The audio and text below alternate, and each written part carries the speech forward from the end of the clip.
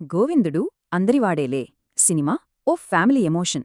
కాని ఆ సినిమాలో తాత పాత్ర వెనుక ఓ పెద్ద కథే ఉంది. అదేంటో చూద్దాం. తాత పాత్రలో ప్రకాష్ రాజ్ ఎంత అద్భుతంగా నటించారో కదా. కాని ఆయన ఆ రోల్కి ఫస్ట్ చాయిస్ కాదన్న విషయం తెలుసా?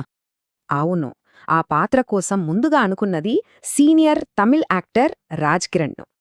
అంతేకాదు, ఆయనతో కొన్ని రోజులు షూటింగ్ కూడా చేశారు. కాని మధ్యలోనే ఓ చిన్న సమస్య వచ్చింది. అసలు సమస్య యాక్టింగ్తో కాదు, ఆయన యాక్టింగ్ స్టైల్తో వచ్చింది. అదేంటంటే డైరెక్టర్ కృష్ణవంశీ గారికి ఒక క్లారిటీ ఉంది. రాజ్ కిరణ్ గారి నటనలో తమిళ నేటివిటీ ఎక్కువగా కనిపించింది.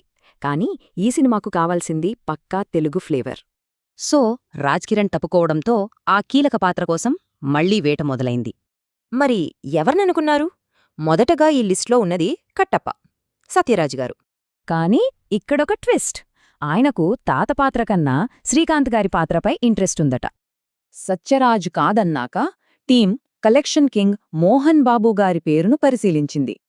ఫైనల్గా ఇన్ని ఆప్షన్స్ తర్వాత ఈ పాత్ర విలక్షణ నటుడు ప్రకాష్ రాజ్ దగ్గరకొచ్చింది. చూసారా, ఒక్క సరైన కాస్టింగ్ డెసిషన్ సినిమాకేలా ప్రాణం పోస్తుందో చెప్పడానికి ఇదో ఉదాహరణ.